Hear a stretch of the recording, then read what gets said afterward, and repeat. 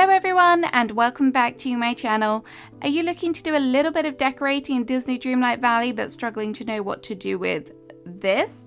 If that's the case, this video is for you because I thought Goofy's stool, maybe they need a little bit of a pizzazz, a little bit of a makeover, make them pretty. So what I've done is come up with different builds around Goofy's stool because we have lots of them. So we need to make use of them, change them up, make them pretty. So I've tried to do that, and hopefully this will help inspire you for when it comes to building your Goofy stool. If you've already built or decorated around your Goofy stool, let me know in the comments what you've done with them. If you haven't, let me know what you have planned for them. I would love to hear it.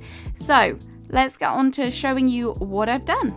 So for my first idea, I wanted to take Goofy's stool and turn it into like an outdoor coffee produce stand situation where people can come, grab drinks, sit down, enjoy. There's a few little cakes here as well, so maybe it's kind of a little bit of a bakery. So what I've done here is I've put down the path, I've done it in sort of a square formation, and then I've added the two different fences because the iron and the brick fence is so expensive, but I'm actually quite happy with the way that it's turned out. The white picket fence looks kind of good, and I like the way that the pillars, the fence for the brick pillars, they act as like individual standalone things, which I feel looks nice. I've added in some nice street lights and also some of the planters as well, just to give it a more like floral plaza-y vibe. I've got some tables to sit at, some tables displaying the kind of goods. You can drop furniture, drop food items, and then use it as furniture, so you can move it around, which makes it really nice to use as decoration as well. If you didn't know, there's a little tip for you. If I was going to do this more, I would maybe add some more trees and greenery around the outside, but I'm pretty happy with how it looks. So yeah, that is number one. For number two, we are in my meadow. My meadow is very overgrown, lots of foliage, lots of flowers. And so for this area, I wanted to keep it quite kind of natural. So all I've done is I've added in the dirt bark path, and then I've added a stone border around it. And then I've just got a few little bits here and there just to kind of signify that it's a shop area. So barrels, of course, they are a must when it comes to my build. I've got the little bicycle, which is cute, gives the idea that someone's kind of driven up, left their bike there while they do their shopping. And then around the outside, there is just lots of trees, bushes, flowers, just really to try and keep in with the theme. Also behind it, I did just add a couple of the trellises. I tried to go a bit longer, but the tree was in the way and I didn't want to remove that, so I kept it as it was. Either way, I just think it looks really cute, is definitely fitting to what I'm trying to achieve in my meadow. But yeah, natural is sometimes the best way. So for number three, I've come to the Glade of Trust, and for this one, because I feel like the whole vibe of the Glade of Trust is a bit more like swampy, witchy, I've decided to try and incorporate that with the build. And for this, I was thinking like potion making supplies, so I've tried to add in some furniture that would be appropriate with that. So we've got the table, we've got the vials on there, the magic broomstick, of course, some books, and just things like that. So there's a scattering of them. There's not much path here, but the real area is kind of framed by the trees. I used them as a backdrop, and you can just see the lake and the waterfall poking through the back, which I really like. I've used some of the bigger rocks here as well to try and break up from just using the smaller rocks. I just felt like that was a bit of change. I did originally have all of purple bushes from the Forgotten Lands here, but it was just a little bit too much for me, so I reverted back to the green and just have a few different tones of that in here. But the pops of purple from the butterfly flowers are really nice. So I do like this one. I think it's kind of easy to recreate, and it does use some of the furniture that we have available in the game, not just foliage, which is nice.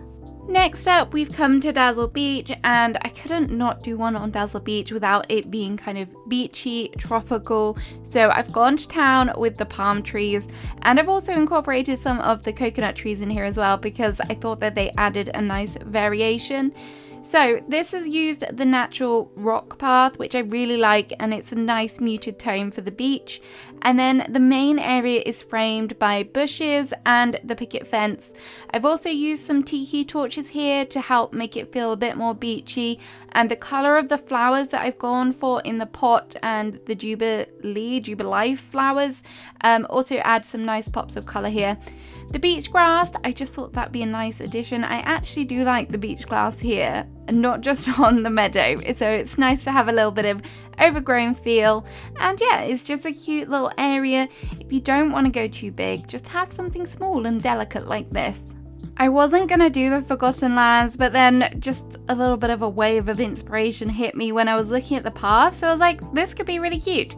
So the way the Forgotten Lands area works, there's some like patches of concrete within the grass. So I've picked one of those patches and I've added in some of the sinister path, but I've broken it up so it looks like it's decayed and kind of worn away, which I really liked. And then I've surrounded it with trees. I've mixed in with some of the purple trees this time. The purple definitely looks here better than in the Glades of Trust for sure. And then I've used some of the bushes, some of the dead trees, the thorns. I've added in the thorn pillars because I don't think I'm really ever going to use them anywhere else, and they do kind of frame the area. Also added in the pennants and some barrels, just because why not? Let's add them in. I actually quite like this, and I was surprised because it's a bit darker than what I would normally do. So there we go.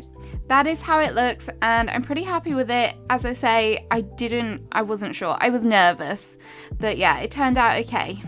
Next up, we're in Frosted Heights, and this one I've done like a circular centerpiece, and I put the well in the middle because I really like the blue here.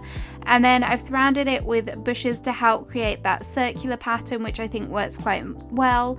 Added in some of the benches just as a place to sit, so it's like a plaza come shopping area, which is nice. And then the trees surround the outside. I put Kristoff's sled out the front just to kind of just to add it in. I was going to try and incorporate it, but it's quite large. And then the little detail that I do love is the snowman.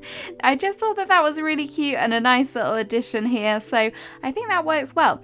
The foliage for the kind of outside isn't great because we're in the frozen biome. I could have tried using some of the other biome furniture and foliage, but it didn't quite work so well, so I've used some scatterings of rocks instead. But yeah, there it is. That's what I've done for the Frosted Heights. And finally, we're in the Forest of Valor. If you saw my orchard speed build, then you will recognize this. This is the little goofy stall that I put at the end of the orchard. It's kind of like a trailing path through it, and then at the end there is a little clearing where his stall is. So I thought this was cute. It is literally just a little tiny patch of grass with some dirt around it, some stones and some bushes.